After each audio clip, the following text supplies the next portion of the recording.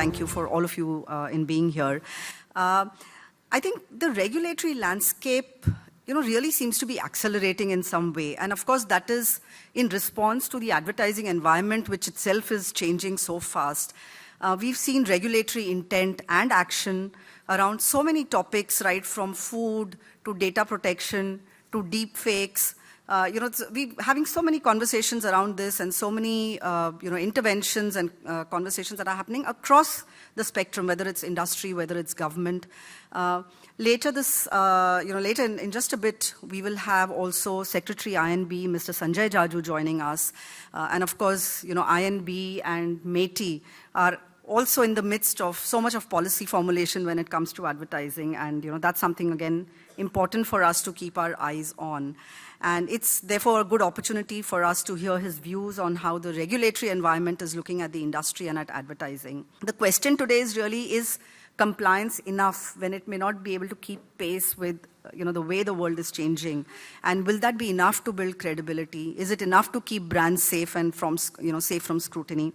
And I think that is really at the core of the discussions and debates that we would like to have today, in this inaugural summit. We all benefit from an environment where consumers trust brands, but what do we all need to make sure to get there? I look forward to a day of listening, learning, and sharing with all of you together, and I hope you have a great day too with all of us. And once again, a very, very big and warm welcome to the ASCI Ad Trust Summit. And with that, over to you, Kavya. Thank you all very much. The tone that you've set, you literally set 6 yards of conversation for us all for the rest of the day. So thank you so much again.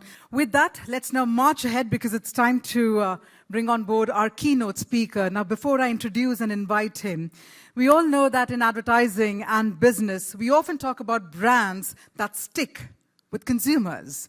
So this is what we're going to do, everyone. We're going to have an applause as long as the marathon. Please help me welcome on stage Mr. Sudhanshu Vats, Chairman ASCI, Managing Director, Pidilite. Let's keep that sticky round of applause coming, everyone. Mr. Sudhanshu Vats.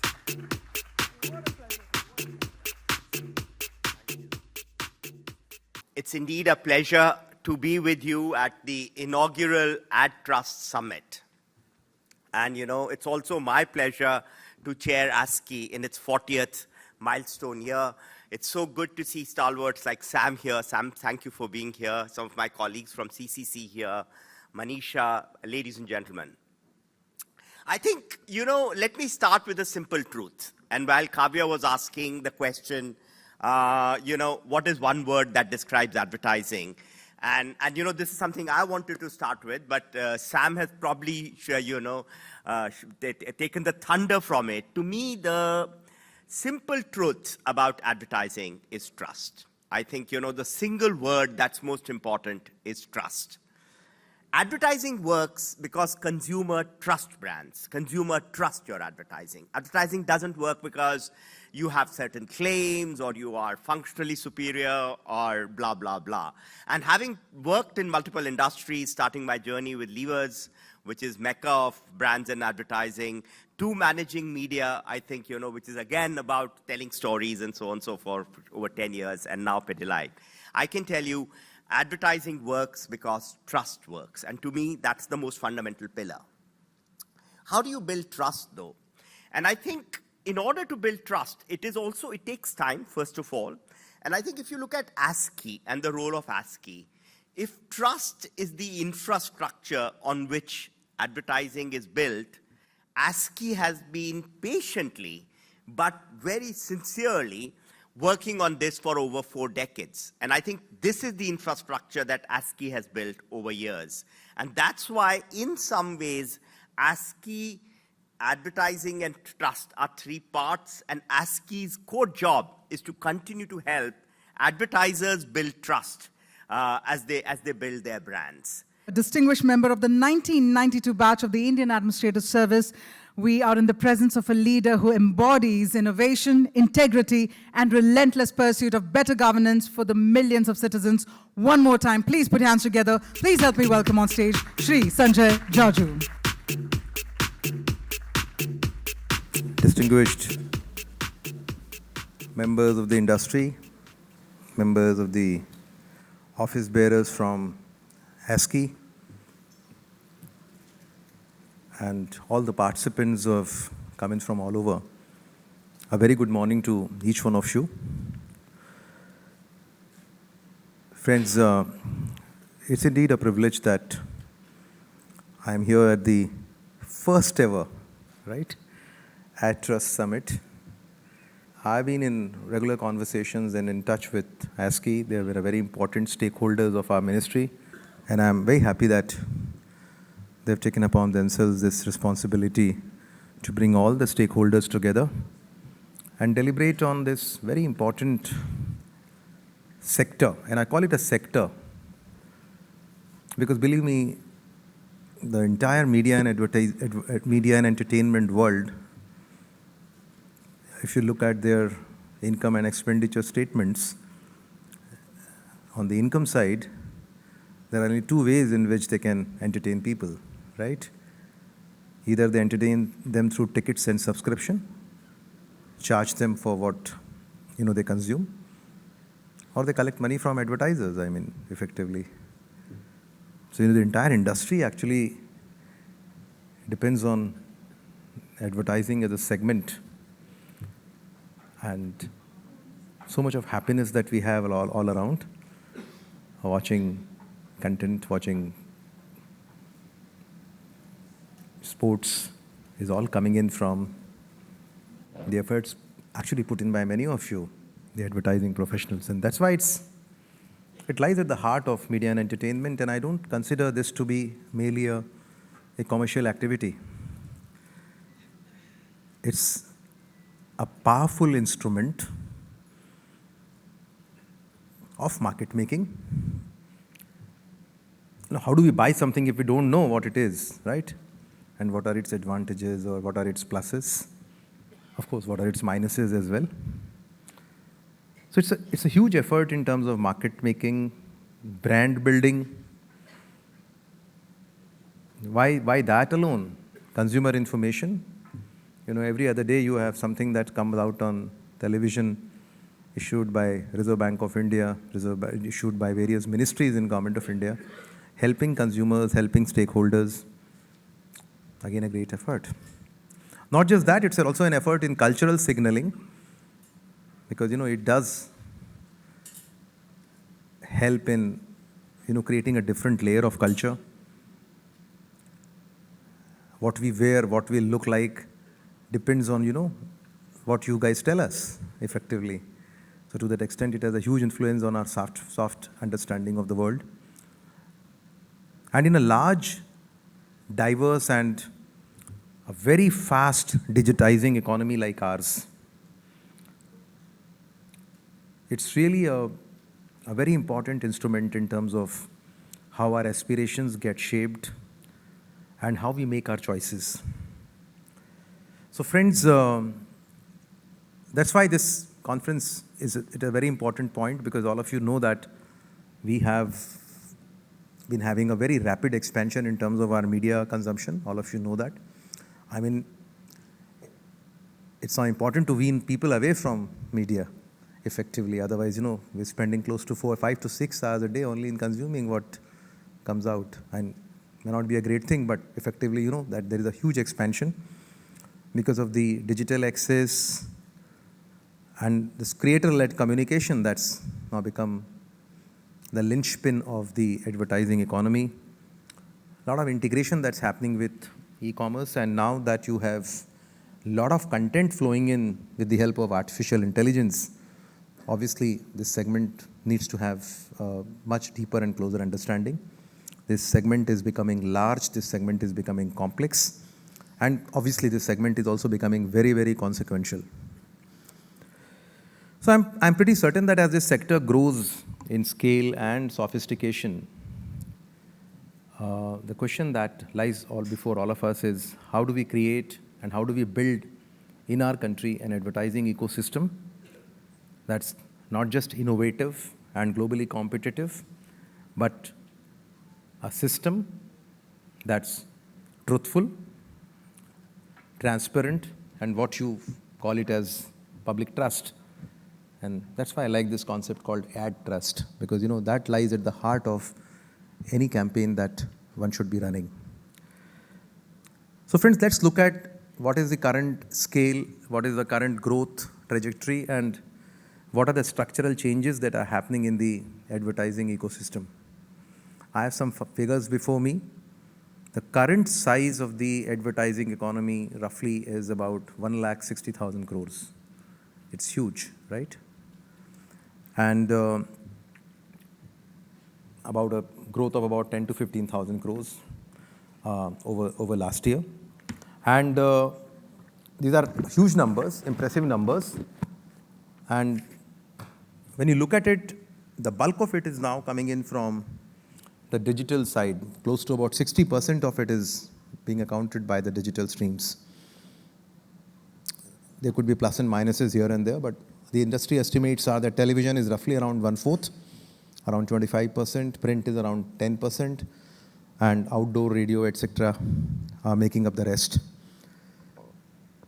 One interesting development which is happening is that influencer marketing is now growing at almost an 18% compounded annual growth rate, and likely to touch around 4,000 crores of rupees, which again goes to show that how advertising has now become democratized and, as they call it, decentralized and hyper-local.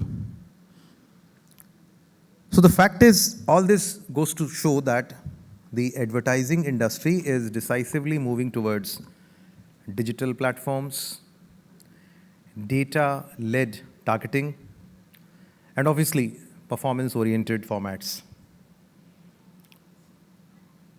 What has also become very striking now is that digital is no longer considered only as a supplementary activity. I mean, the government used to consider digital always as a supplementary activity. We had no policy for digital advertisements till about a year and a half back. But now it's considered not just as an integral, it's considered as a primary growth engine. And we also expect that while linear television is going down, but it's expected to remain broadly stable.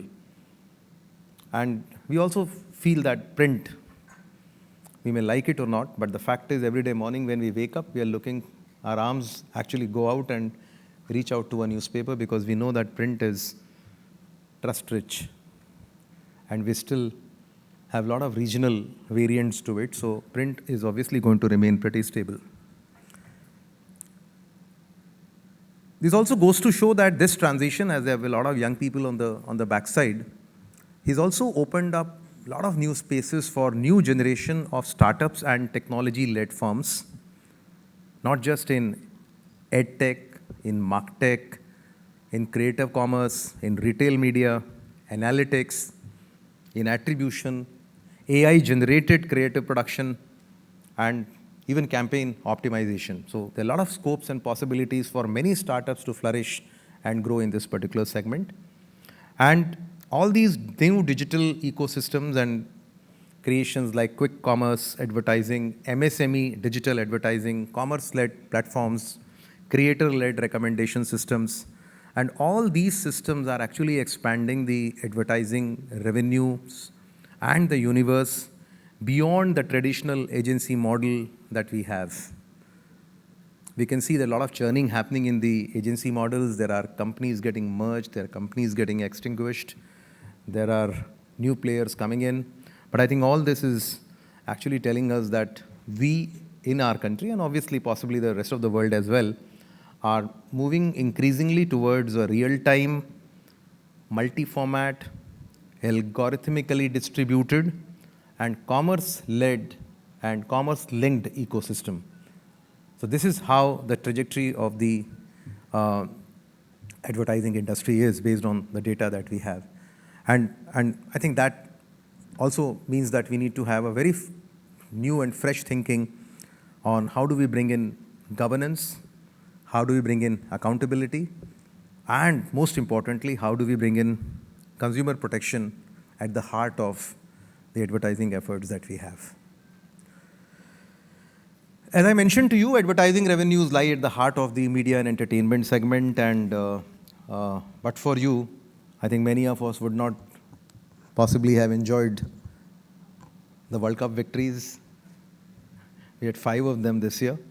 So I think you had contributed to a lot of happiness around, a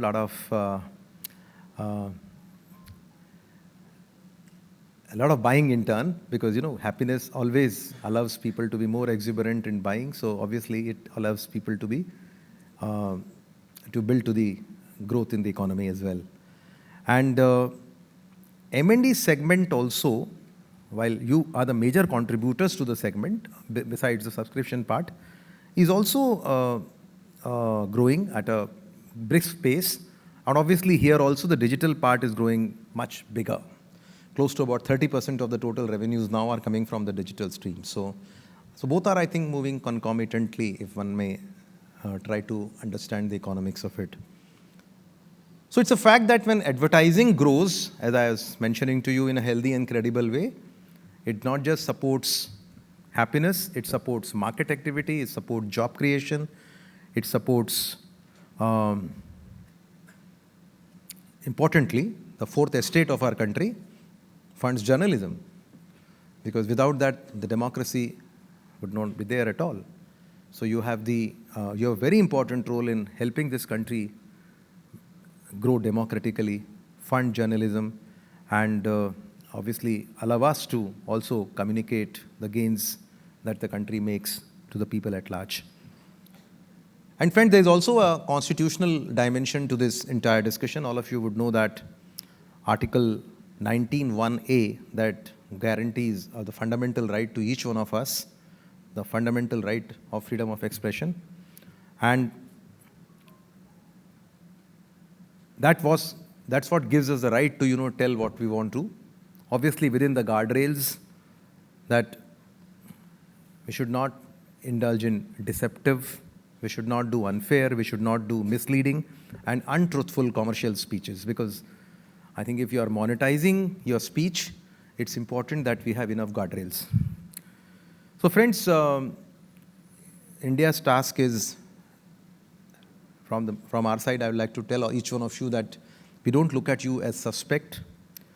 It's our job to protect the legitimate role of advertising in our society, in a democratic society. And while the guardrails of falsehood and illegality should ensure that they do not become and do not hide behind this overall language of commercial freedom. Let's come to the next part, which is what I was trying to highlight to you in my initial course of conversation. As I mentioned to you, digital advertising is expanding at rates which are double the rate at which the regular advertising is happening. It has to a very large extent democratized access. Today, a large brand or a startup or even a D2C entrepreneur, a local business, a chai wala or a mom and pop shop close to your neighborhood, and even an individual creator is able to reach consumers at scale, unlike what used to happen in the past. And this is a very positive development because it, to a very large extent, is reducing the entry barriers. It's allowing and improving the market discovery, and it's giving smaller firms visibility that was only available once to large advertisers.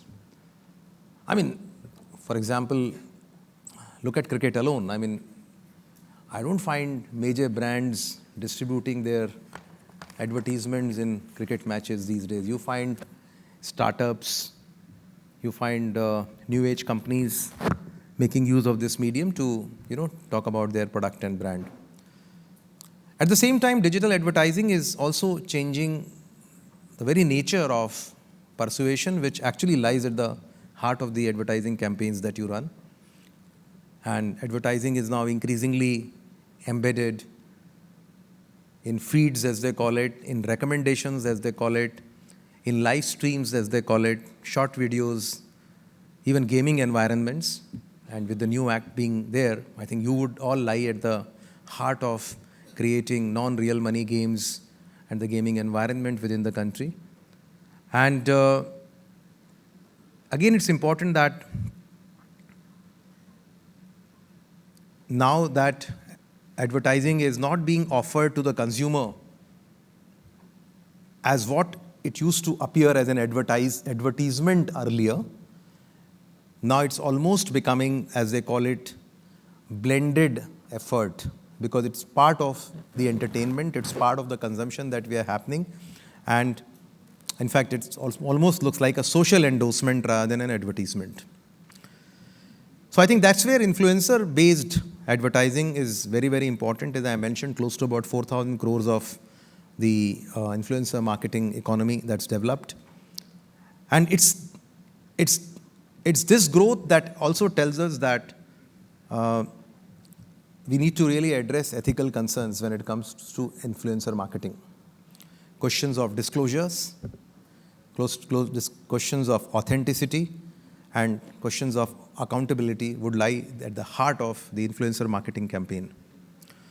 Because believe me, the fact is, when a sponsorship is not properly disclosed, a consumer would easily mistake paid persuasion for an independent opinion. And even the work that has been done in ASCI tells us that there are instances of high levels of non-compliance in influencer disclosure norms. And I think that's one area of concern that we will have to look at. And it also tells us that the issue is not marginal. There's a lot of money floating around, so its issue is not marginal. It's a systemic issue, and therefore all of us together in the government and in the industry bodies will have to do a sustained correction. Friends, the new animal or the new elephant in the room is AI, artificial intelligence. And just like any other sector, artificial intelligence is also going to be a huge influence on the advertising sector at every stage of your value chain. At every stage of your value chain. It will help you in multiple ways. It will help you in audience analytics, something that used to consume a lot of resources earlier. Campaign planning, personalized targeting, multilingual adaptations. It's now happening. You find so much of advertising which even we do in government. It's translated into multiple languages. Also will help in creative generation. It will also help you in optimized media spends. It will help you in fraud detection. It will also help you in real-time performance measurements. And for a country like ours, multilingual, as diverse as India, I think all these applications would obviously gain a lot of productivity advantages. And it will also help in, lowering the creative barriers for small firms. A startup or even a local entrepreneur would now be able to generate campaign variants, region-specific creatives at speed and cost, which were actually not possible earlier. So at that level, it actually tells us that the advertising ecosystem is going to become more inclusive, and it will also get a broader participation coming in from everywhere. But while this might be the rosy side to it, AI does pose huge risks. We are already seeing that in terms of the generation of a lot of fabricated endorsements. Many court cases have also started to come in our country. Synthetic identities, manipulated testimonials. There are voices that are getting cloned. There are deep fakes which are getting stylized as promotional content, and highly targeted deceptive messaging. All this is being used not only to improve advertising, but actually to industrialize fraud, if one may use that word. And friends, in the advertising sector, the danger is not only that content may become misleading. The danger is that AI can make misleading content look authentic. And in a country where we still have diverse understanding of issues and nuances, this can become, to an extent, a big disaster, because the line between legitimate persuasion and an engineered deception, which is happening now, is becoming thinner and thinner. And it will be very difficult for ordinary user to understand where the camouflage is. The next area that I like to touch upon will be the areas of frauds, scams, and harms that are happening through advertising. And it's a huge contemporary concern, especially in the digital advertising domain, where channels are being used for frauds, scams, and unlawful inducements. We have also been seeing that in our country, consumers are being lured through social media advertisements, sponsored posts, fake endorsements. Many WhatsApp groups have been created for this. There are websites which have been cloned, fabricated trading dashboards, and all this are becoming a huge element of the frauds, the financial frauds that are being wreaked upon our citizens. Loans and investment scams, again, is a major example. In fact, you would have also seen that SEBI has been issuing formal cautions on stock market scams. And in many cases, we have seen that such users were actually drawn in through Instagram, Facebooks, and similar sponsored online promotions, which actually promise people unusually high returns. With the new act coming in now, you all would have understood that betting and gambling is now clearly expressed through the parliament as to what is legal, what is not. And betting and gambling provisions and promotions still remain a matter of concern. We have been advising all the media entities not to have advertising for the betting platforms, and including the surrogate promotion that actually happens, especially now that we all understand the financial and socio-economic risks that are involved, especially for our younger generation. So friends, that's why special caution is necessary in all such cases. Another good thing that's happened, and I'm told that you're going to have some releases happening now, would be to talk about this multiplicity of laws that are there in the segment. We understand that the advertising industry is not governed by one law, but there are a network of constitutional principles, sectoral statutes, consumer protection norms, platform rules, code directions, financial regulations, and also self-regulatory codes. And sometimes, depending on the subject matter, one advertisement can implicate multiple legal and regulatory frameworks at once. And this multiplicity also reflects the fact that advertising actually cuts across sectors. So I think it's good that in this context, you're creating a compendium on advertising laws, which is going to be released. I'm sure this is going to be very valuable, and it's really timely. It will help each one of us, all the stakeholders here, to understand the regulatory landscape better. It will also reduce the avoidable uncertainties that are there. And all of us are law-abiding people, and it will help us in supporting informed compliance. We also recognize the need for consumer protection, legal compliance, and institutional coordination when advertising crosses into deception, illegality, or public harm. So our approach is going to be pro-trust, pro-growth, and pro-responsibility. As I was mentioning to you, a vibrant advertising industry is in India's interest. And it's also important that this growth is accompanied by accountability. And what we always intend to do is that the regulations that come out needs to be practical, consultative, and sensitive to operational realities. One example of it is known to each one of you. When the issue of self-declaration certificate came in, we acted very promptly. All of you would know that, especially at times when country was going through general elections, and we really had no political leadership actually at that time to talk to also.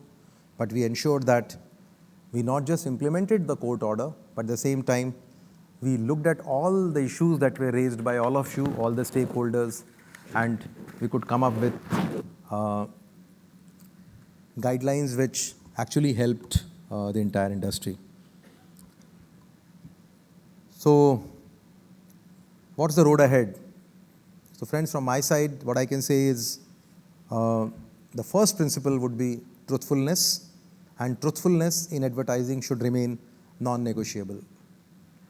No communication strategy, however innovative it might sound, can justify false claims, concealed material information, fabricated endorsements, or deceptive omissions. Credibility is, in the long run, the greatest commercial asset than exaggeration, because all such exaggerated claims would get busted in due course, if not by yourself, by your own competitors. The second principle that we would look at is transparency. A consumer should be able to identify when the message is an advertisement, who is behind it, what relationship exists between the promoter and the product, and whether the message is altered, sponsored, or AI generated. The third principle is responsibility in design and delivery. It's no longer enough to look only at the literal words of a claim. It's also important whether the format, the interface is unfairly manipulative, especially now that you have digital and high-frequency advertising that happens through the new world. The fourth principle for us is special protection for vulnerable groups, especially children and young users. Communication that may be technically compliant for adults like us may still be harmful when delivered to children through immersive, gamified, or creator-led formats. I assume that you are going to have high standard of care for such sections.